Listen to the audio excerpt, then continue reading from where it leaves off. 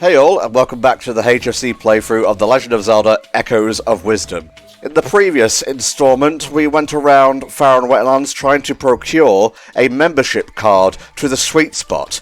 We now have the membership card to the Sweet Spot, so let's go into the Sweet Spot. I like how you neglected to mention what we did for that pass. We went to fucking jail. We're prisoners of war. This shit was horrible. We broke out. We got better. We broke out. I wouldn't say we were prisoners of war. We were a political prisoner more than anything. You'd think that the diplomatic immunity, especially without having a disguise and how trendy the Deku scrubs are, you'd think, but they're just worried about their own vapid interests, I suppose. It's like it's a commentary. It's like the game is saying something to me, but I have no literacy, so it just goes over my head and all I see is violence and latch onto that, I guess. Understandable. Hey guys. Oh, that's probably not good. Doors closing behind us in the Zelda franchise is never going to stop eating spider webs.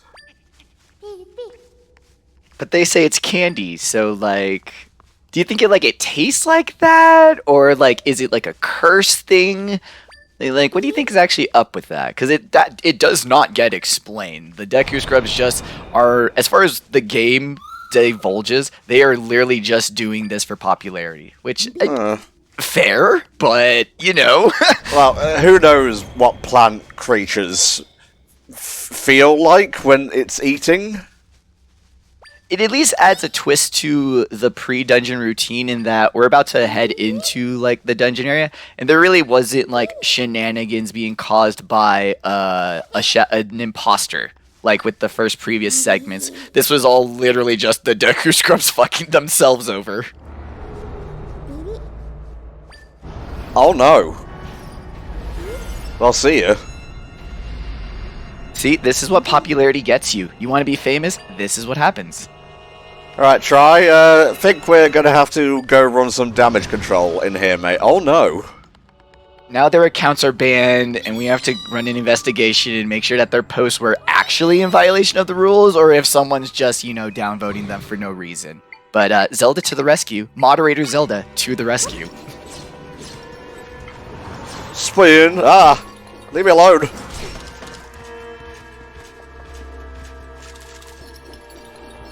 Not sure if I did mention it, but you can always use the grab ability on Ball and Chain Guy's ball. Ooh. And you can independently just like move it around. It's kind of like, remember that one boss in Oracle Seasons, how it's like the one eyeball guy and you have to use the magnet hands to just like move the big spike ball around? Ooh, that's deep into the game. I can barely remember what you're talking about, mate. You're right, it is Dungeon 6, but for those who know, it feels kind of like doing that, because you're just like moving around the screen with this giant spike ball and just whatever the spike ball touches dies. It just feels good. It feels nostalgic. It feels good when the enemy dies. It's a horrible, horrible Skinner box, but it's the Skinner box we have in front of us. What do you care about more, your friends or cotton candy? This is a tough one. Wait, is the cotton candy just people from the void? Ooh, this game could take it even darker if it wanted to.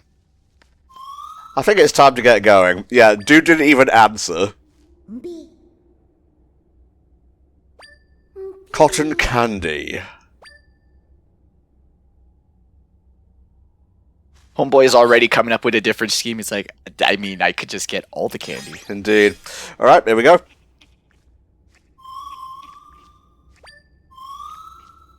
Come on, Dry, you gotta put a little bit of flair onto it and do a bippity-boppity to boo every once in a while.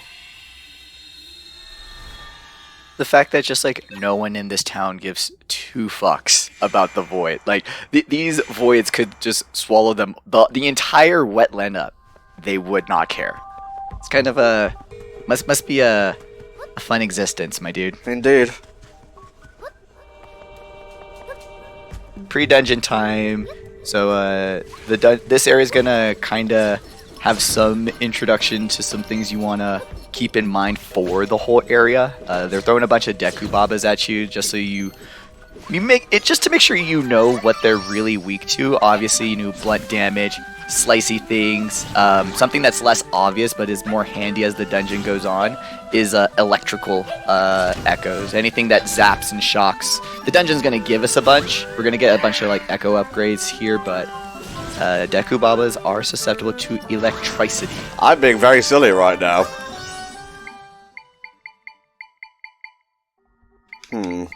Yeah, take him out. There you go. Sharp axes for the win. Well, at least distract him, you know? You got paid. It doesn't matter. It's like any other job, Tom. So long as you got paid, that's all that matters. Okay, so we got electric fellas over here. Ooh, electric keys. Because some of them are just the blobbies, but some of them are the real deal, which will allow us to learn them. That feels good. It was kind of handy that we actually got the Wizrobe pre-dungeon. It's kind of the game logic in it. But this one's going to be super handy as well, too, the Electro Keys. Yeah, basically if you had like stuck around it, the more side quests you do in an area pre-dungeon, the more echoes you will probably have that just simplify puzzles that would have taken you like 2 or 3 echoes. Yeah, no, you'll just have one that just takes care of all of them. And in this case, if you get that Wizrobe in like the swamp and a bunch of other echoes from the swamplands, really just kind of make a lot of the pre-dungeon and even the dungeon areas just a lot simpler. You'll just get through with 1 echo effectively.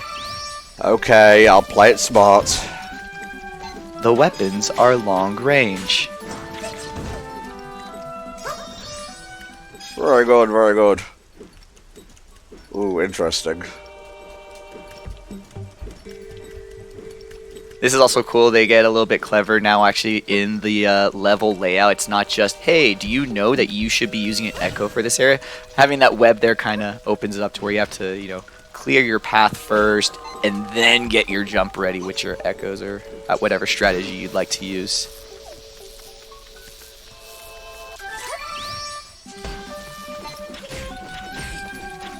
Times like these, I'm reminded of Gen 6 Sky Battles. It's the only time anyone has ever thought about Gen 6 Sky Battles. God, you're not wrong. For some reason, I love to just always keep that in the back pocket. Like, man, no one ever thinks about Gen 6 Sky Battles. And everyone's always like, I wasn't. It's like, I know. For good reason, honestly. Yeah, who gives a fuck? Yeah, the only things that it would have been interesting to use in Sky Battles, you couldn't even fucking use in Sky Battles. Spin for the win. Very good.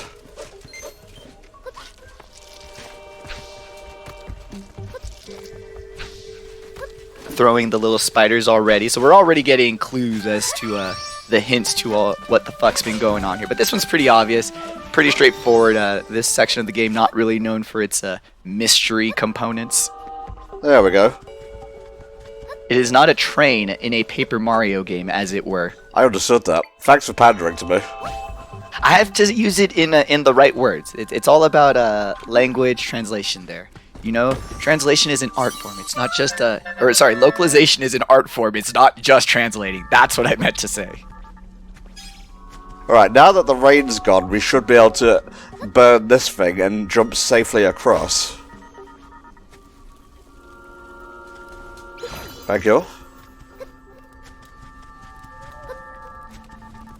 Well, apart from that overconfident arc at the start of this area, where I was trying to cut down the Deku Babas and got my shit royally pushed in, it's going fine. Well, you know, you were feeling your inner ocarina of time. A bunch of Deku Babas in a narrow path just pop up at you. Your first instinct is, oh yeah, Kokiri's sword. Right. If anything, Nintendo has no one to blame but themselves.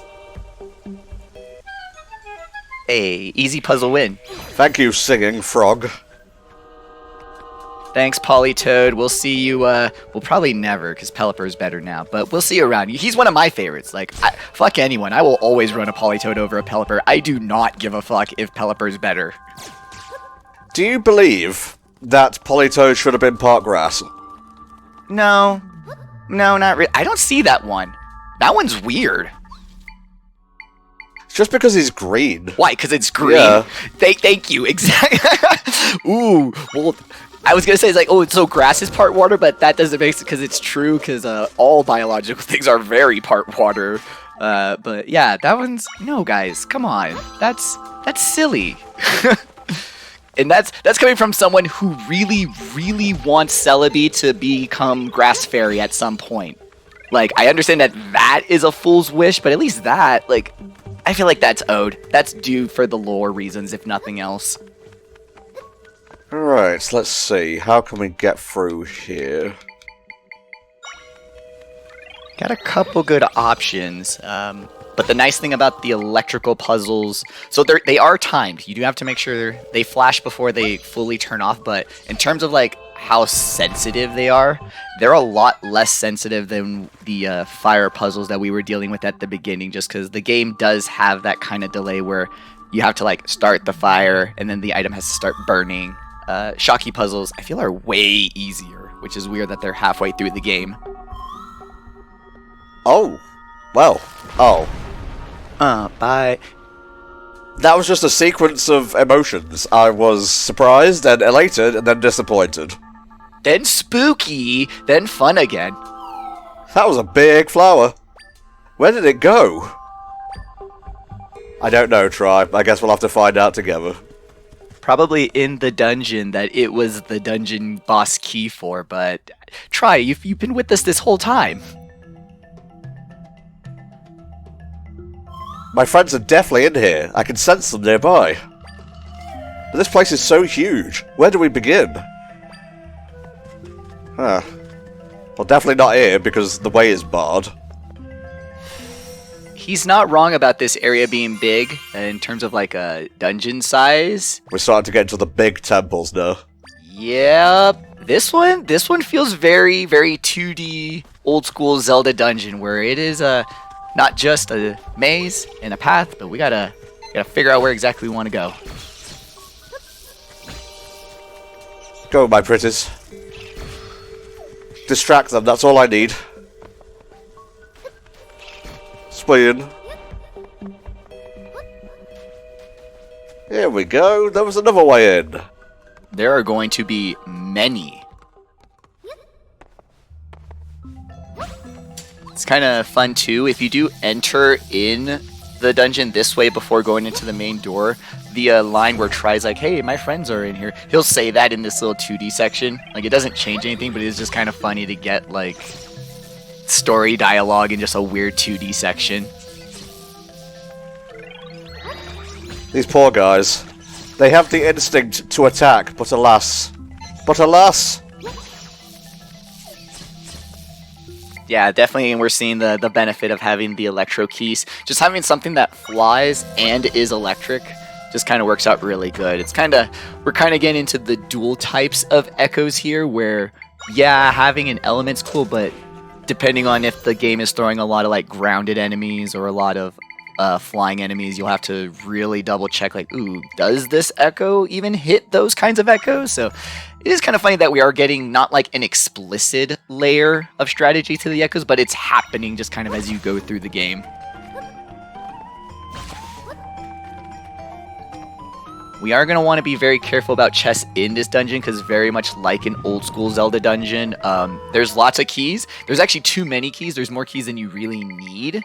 But definitely there's going to be a lot of key hunting happening.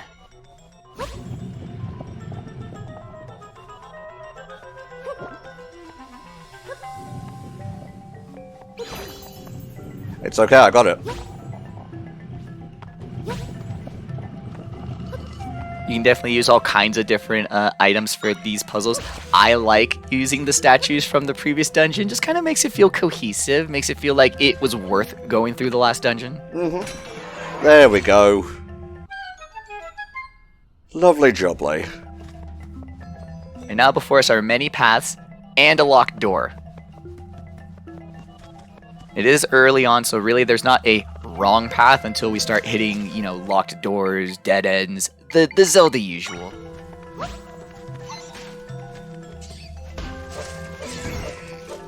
I guess they're just wearing shockproof armor. I mean, when you're level 3, that's just what the antagonist... we'll just roll with that. The antagonist issues the Dark Nuts.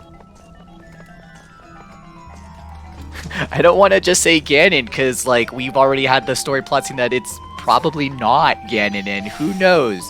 Maybe we'll get Mega Man, and it is Wily all along. But I'll hold out some story hope.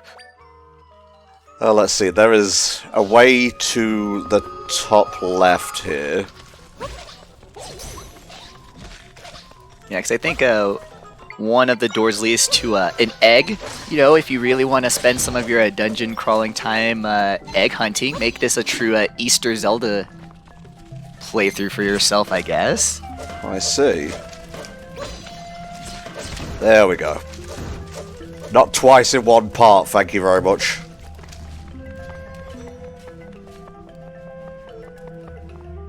Oh, they got the flutes out now. You can tell this is a forest environment. You know, the legacy of the Ocarina of Time Forest Temple lives on. Once you when you establish the best, it's kind of hard to go from there.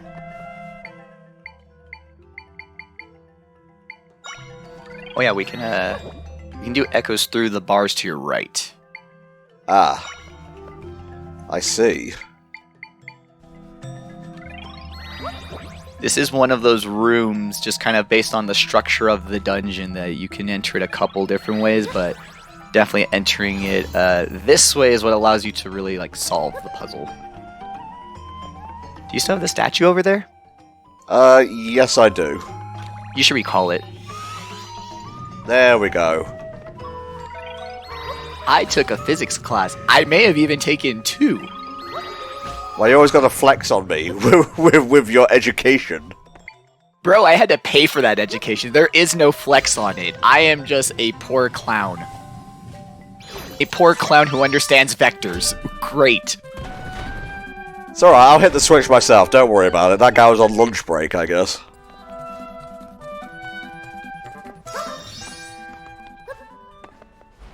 And we have a key!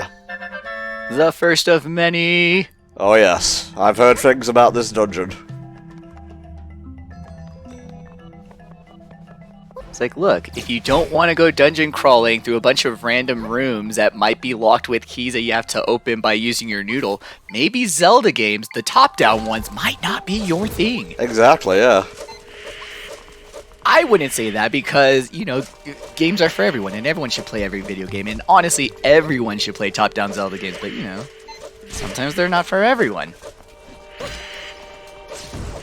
Thank you. He was actually kind of getting on my nerves there.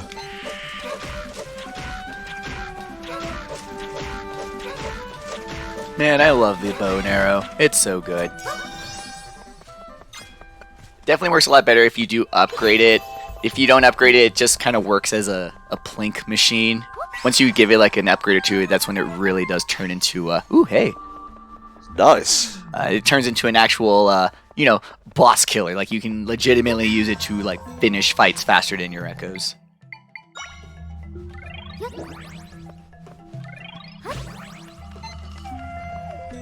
Fly, my pretties. Hit it. Don't forget your lock-on, boys. Do you also get Digimon World 1 vibes by having to, like, lock onto things and just crossing your fingers that your Echo understands? I never played Digimon World. What? Oh man, you're missing out on some good PlayStation 1 frustrating gameplay there, my dude. The best that the 90s has to offer. But no, Digimon World 1's super fun because it's basically what if the like Tamagotchi, like basic Digimon stuff, what if that was a video game that you walked around in?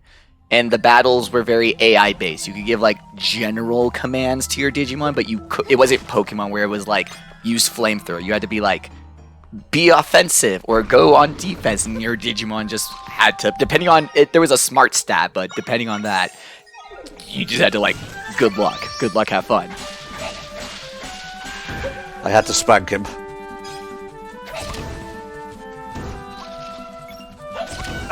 That's such a good animation too.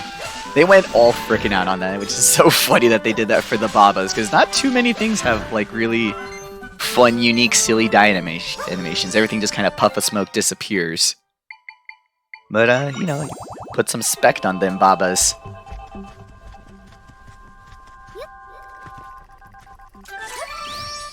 No. Even with the small amount of energy you had, you were questioning the frugality of your energy. You were still like, nope, fuck. You were like, budget be damned. Okay, so this is the front entrance, yeah. Yeah, this is the main central. There's like one to the left that we did, and then one to the right that, for all intents and purposes, is going to lead us the same way that this hallway will lead us. So we're just... It's one of those, like, it depends on which way you want to go. Either go this way, or you pop out this way because you took the right side, outside entrance. The right side is always the right side. Well, you know, unless you're in certain countries, right? But I knew it was coming. I regret saying it. you knew where I'm from. You knew where this was going. You know my daddy and what he does. Ah, fuck. That was really bad. The pit consumes all. Okay, yes, good. Whoop. Fun little platforming puzzle in my Zeldos. There we go. Oh, I was feeling lost, but now I'm found. This is legitimately probably the dungeon item of the game. You know, like if you want to be literal and like, you know, there's the echoes and they're fun, but for all intents and purposes, the map for the Faron wetland dungeon, this is your dungeon item. Yeah. And yeah, if you want to, we can start doing some progress on this her mini boss. Oh, you. Remember this asshole from fucking Hyrule Warriors. Really? Because he goes all the way back to Zelda 1. Man, Handla is a Zelda 1 boss. I know who he is. They do bring him back in Oracle of Seasons as well because it's a remake. But he looks more like a Buzzy Blob with the mouths. But, you know, anytime it's a Deku Baba with lots of mouths, it's a Manhandla. And now it's a Mandedla. Fucking got him. He's never gonna come back from that one, Maxie. Oh, no. You completely destroyed the enemy. It had a death animation and everything, so we're good. We're clear. Alright, let us check the map. Okay, that goes over here. Yeah, that was our swim in. We were in the dark room. But really, I think, yeah, we can make that upper left progress there. Because we took all 3 other directions. Yeah. Bravo. Good dungeon crawling there, Tom. Oh wait, I've been out here before.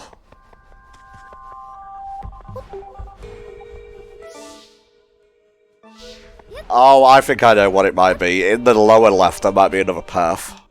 Takes us back to the dark maze.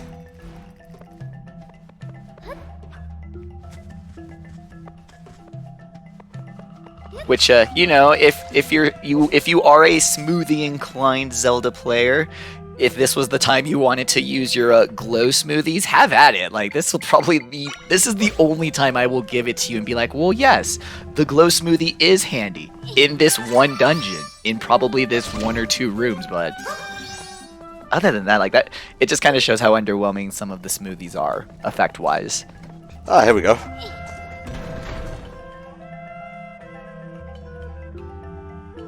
Really? A single room for a treasure chest? That seems a little bit wasteful. Happy Easter! It's the egg of the prophecy. May I offer you this egg in your trying times? Not really too hard put right now, so save it for later. We'll save it for a sunny side up day. Yeah.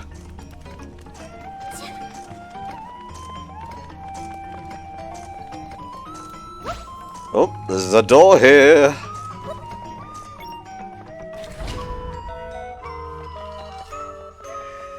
Oh.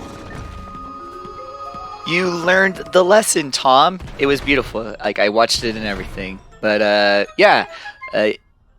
There's lots of ways to get Armos echoes before here. There's one, like, in one of the water entrances as well. You can just kill that one as well.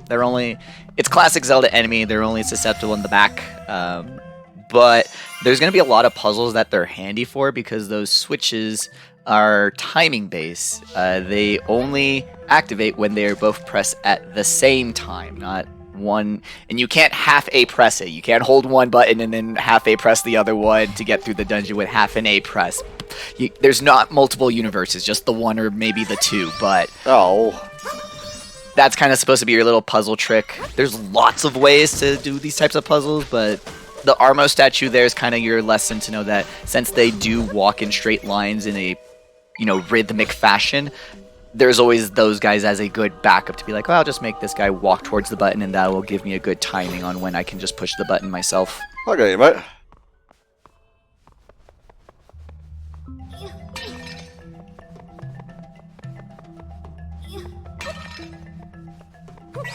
Just move you over here.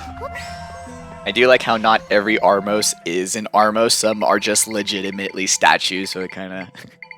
Even if it's not meant to be like a scary video game theme, it does kind of put you on edge because you're like, oh shit, are you real? There he is.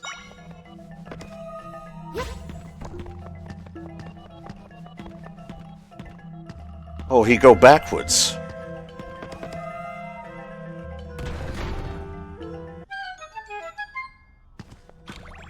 You'd have to stay with these imposters. As a wise and convoluted Tetsuya Nomura once said, simple and clean. Simple and clean.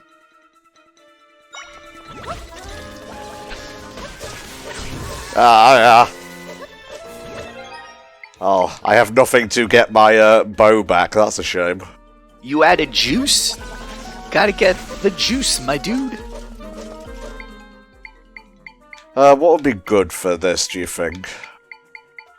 You can mirror match it. You can try your own there. A bunch of boomerang guys can try to overwhelm him number-wise. Especially since they are on discount. Even if they're not the high-level guys, if you can summon like a bunch of the low-level guys, since they're cheap, just numbers can sometimes catch them off guard with 3 of them, or as many as you can get. Guys, come on. Yeah, the number one strategy for here is just to go sword fighter mode. Bow and arrow makes this a very simple fight, but this is a Zelda game. There are many ways. There's many ways for a blue dog to win an impossible for a blue dog to win race. So like, let that be a lesson that there is nothing impossible in a Zelda game. Oh, God bless. We all believe in him. I thought that was the coolest thing ever. And can I explain it a little bit? Should we like fill the chat in? Yeah, sure, because this is probably going to take a while. I'll take it. Okay, so we haven't done a Majora's Mask playthrough, but I'm sure most of you have seen other places do theirs where, you have the dog race where the Mask of Truth reveals, which dogs are the most energetic or most confident about the race, and you have to bet on the dog, and getting the first place dog gets you the piece of heart. So we all know that. And then the dogs are tiered. Some dogs are just statistically, and that's it, just statistically better than other dogs. And so there is one dog that is statistically the worst than all the other dogs, and it's the blue dog. So most people have had kind of like an oversimplification that the blue dog can never win, just based on the statistics, based on how the RNG works. Blue dog can never win. However, a bunch of people going through extreme like math and a bunch of other stuff with blue dog were able to find that there are certain seeds given certain statistical probabilities where all the good dogs are doing really, really bad and blue dog does really, really good. There's a race where blue dog can win. It's like a 1 in like thousands odds, but nothing is impossible in a Zelda game. Blue dog can win the race. You can be the person you want to be. We can get through this dungeon and this boss fight. Hell yeah. Welcome to my TED Talks. Shout out to Beamos, by the way. Hell yeah. Lasers. For the win.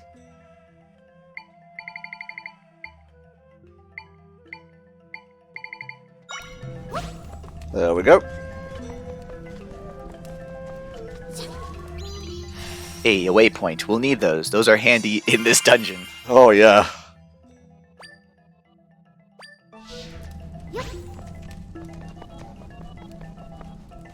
I'm just gonna have you burn everything that gets in my way. Hooray! And I will call you Squishy. Spiders.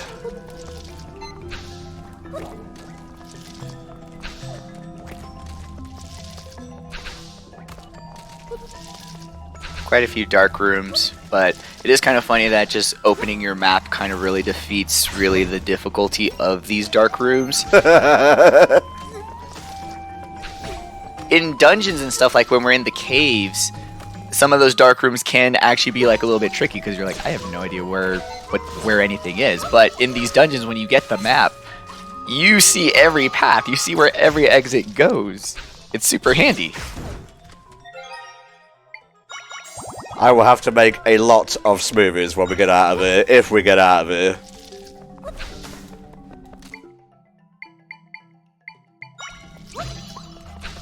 I still have a fairy, actually.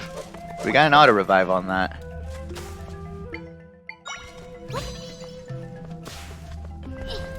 There we go.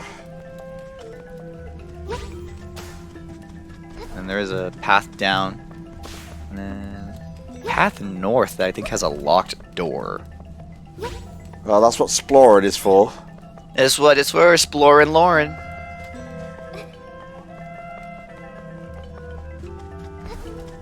Yeah, here we go. Oh, nice. It really brightened up. Oh, shit. I never actually went through the hassle of lighting up all the torches, but it is super handy that, you know, you do get a more visible room if you go through and do that all. Nice. Do I still have a key? No, I think I'm out now. Because you got the egg.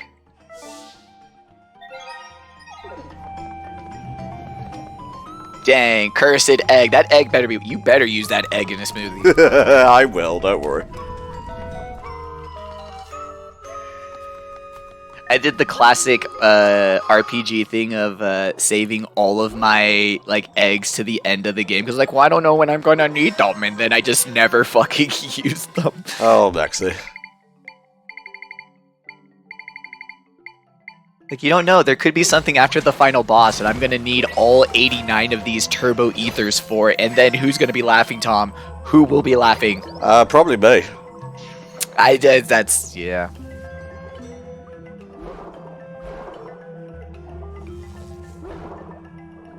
This one's kind of a tricky water puzzle, because you have to clear yourself a path that's sort of ahead of you. I got you. There's a couple different ways to do it. You can shock me momentarily, but you cannot defeat Shark.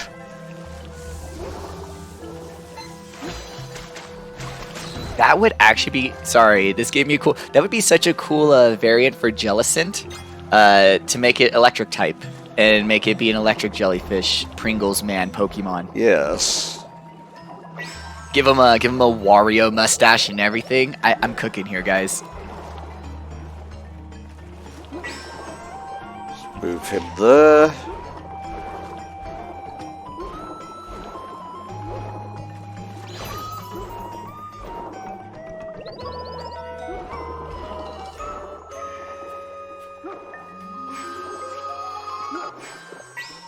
Oh, we got it. Yeah, we got it.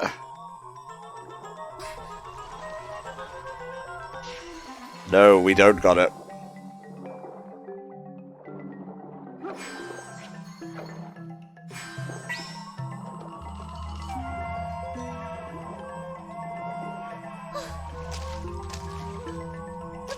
There we go.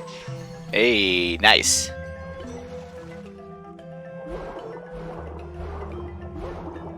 Just need a little bit of finagling, innit? It's a very Breath of the Wild Z puzzle where, like, there's not a right place to put it. You just need to make sure it's just not there. So wherever the fuck you throw the statue ends up being the right solution. I don't think that's the key, but I guess we'll find out soon enough. Well, I have to see.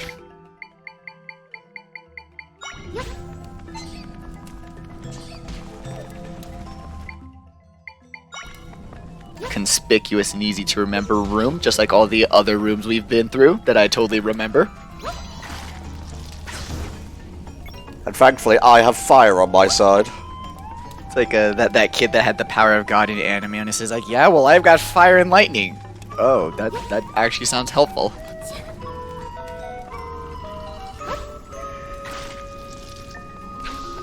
Yeah, sure, God can heal the sick, but can he create fires? Yes, he can do everything. Oh God, Charlie, you're always fucking cheating at these games. Yeah, but can he make a microwave burrito so spicy that even he couldn't eat it? That's a tough one. Classic Simpsons philosophical question season 1. There we go. Hey, this is a room. It sure is. You have correctly identified it as a room. No, it's like one of those Japanese game shows, but it's the one where like I'm blindfolded and like I'm senses deprived. And I'm like figure out what I'm touching. Like it's a room. It's a rock.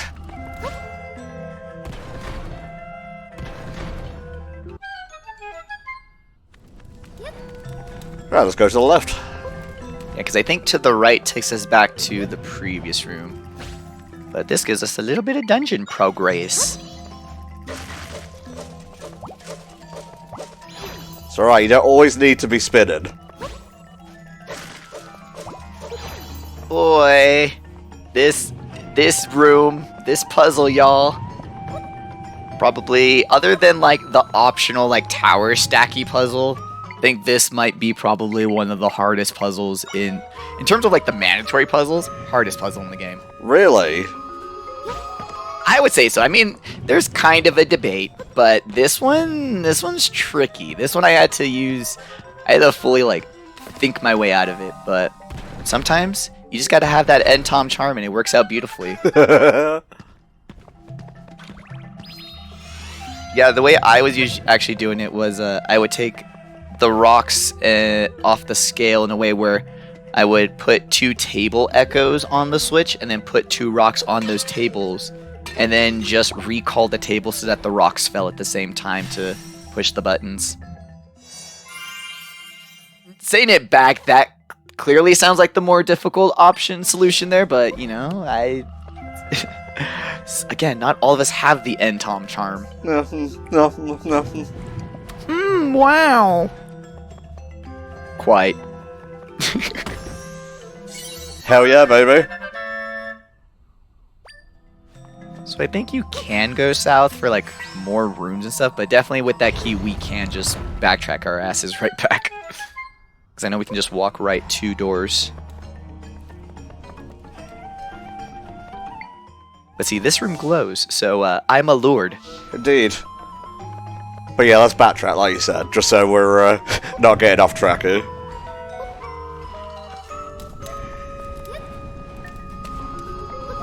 That is super handy that the torches even stay lit. They stay lit the whole time. God. Oh, probably not that one. The north side door, the one that had the scales. He knew. As soon as you went through, you knew. You knew. Why is it always gotta be, I gotta fuck up before I learn? It's kind of like whenever I turn my GPS on and it says turn right, and then I don't turn right, and then it has to recalibrate, and it's like, alright, turn right again, and then I miss that right. So, you tell me, dude. I cannot. Yeah, here it is.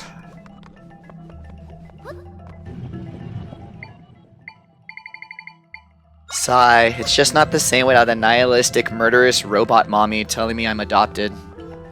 Portal. I got it. Anytime like I see a bunch of puzzles, I'm like, am I just being tested? Is this testing? Will there be cake? Which is so weird that you can say like the cake is a lie and it's no longer like an ironic meme that everyone knows, because now it's like some people don't know that the cake is a lie because time consumes us all. It's kind of fun.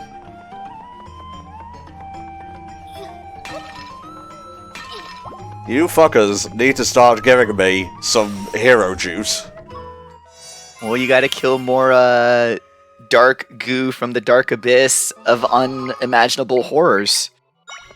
Which, according to H.P. Lovecraft, the indescribable horrible was just minorities, which, I don't know, I could describe many a people like that, so I don't know what H.P. Lovecraft's problem was.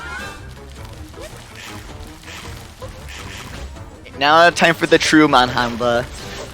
The plant heads are still pretty susceptible to any real damage that you use on the first stage, but the ones that have heads that look very much like more like bombs or the harder skulls, you'll want to definitely hit the soft red underbelly first, and then you can get your way through this boss fight. But yeah, gotta use your Zelda 1 knowledge, and if it's got a big mouth and likes to eat things, feed it bombs. It does not like smoke.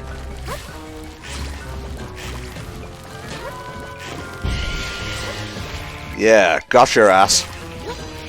And then unleash your Dark Net. Or if you are to the point in the game where you have upgraded Try to reduce the cost of your ball and chain guy, if you are able to have like 2 of those on the screen, it is insane, like, damage speed, just because they'll get caught by both of them. There's not really like a cooldown period where like they get invulnerable. No, as long as those ball and chains are spinning on their damage point, they will take some damage. It's really fun.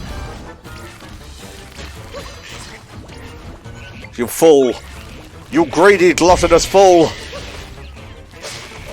Yeah, there's lots of ways you can like cheese this boss as well too. I know like the plant heads, because they are just so susceptible to any like ground-based enemy. You can use things like the blade traps. You can use, Kelly, you could probably even use like the spiky urchin guys and probably cheese your way out of knocking out a couple of the heads. But yeah, definitely with the stronger heads, just unleash the nut, as it were, as the kids say. All over that manhandler. No. Ed, that's its name. Hey, you said it, not me.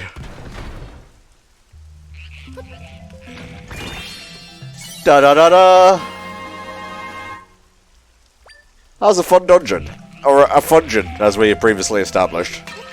I had a fungin in the dungeon, which is normally just tasty in the dungeon. Come on, guys.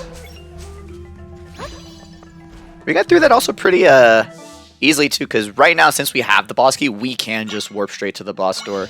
But this is the kind of dungeon where you can get yourself kind of like twisted around, where you're like, oh shit, did I miss a key somewhere? Did I not do that?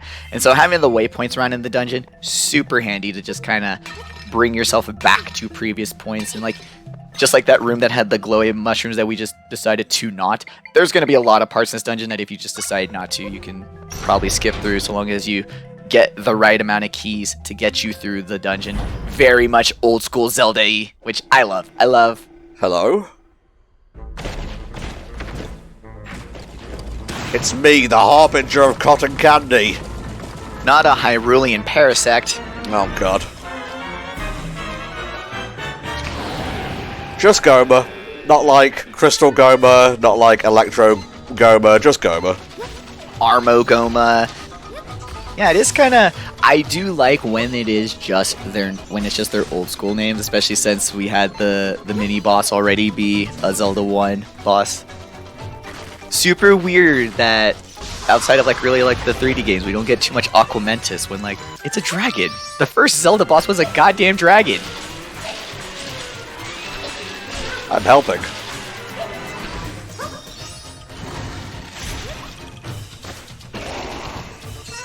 Very much a very straightforward boss. This is going to be pretty much the whole strategy, is to just take advantage of the conspicuous green shocky weak points.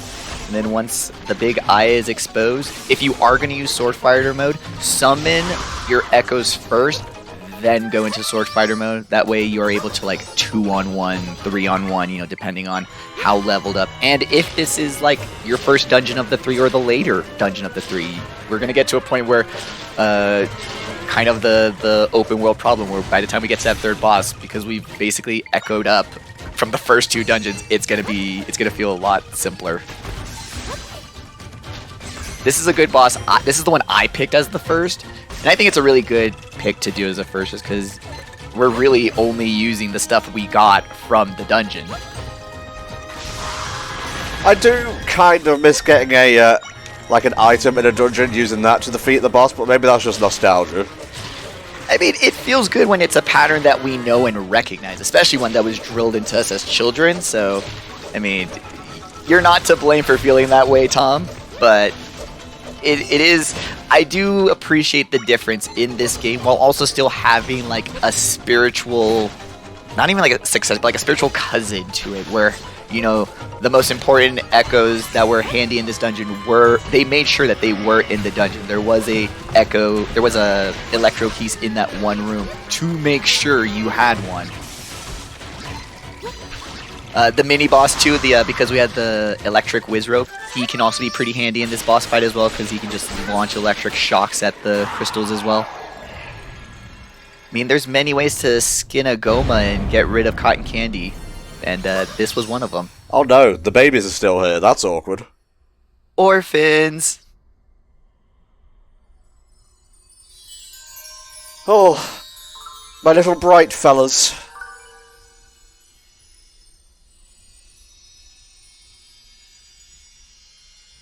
I guess the spider's just pissed off. Yeah, no, they were irradiated, I think would be the term there. Oh no. Even though they are on the overworld. The big one there is just a boss, though. You don't really get an explanation for, like, where she came from. Not really like a void boss or whatever, but, you know, worked out pretty well all the same. Spiders thrive in damp environments, don't they? That they do. I mean, most things horrifying do.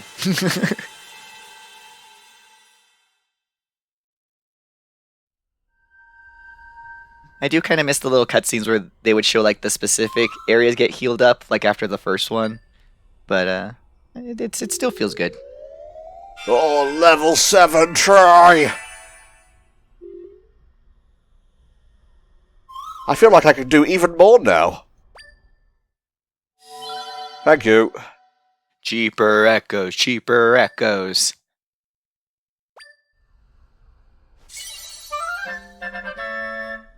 Man, I need to upgrade my bow. That much is for certain. It's really handy to just kind of get that up, because I feel like you're doing plenty of damage sword-wise, but yeah, when you have that long-range, quick damage option, it works.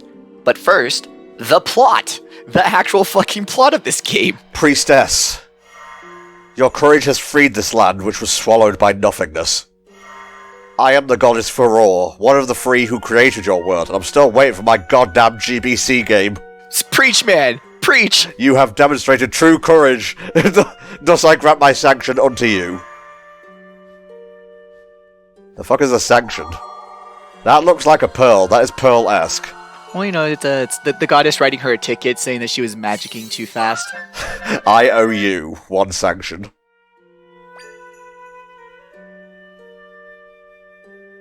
This sanction extols your deeds. The path to the prime energy will open for the one who stands before each of the three. 2 remain. Remember this, your courage will one day be your salvation. Why do we even need Link? We're courageous. The goddess just said we're courageous, so, girl boss. Time to rename the series, y'all. Oh, nope, not necessary. Perfect. It was already good from minute 1.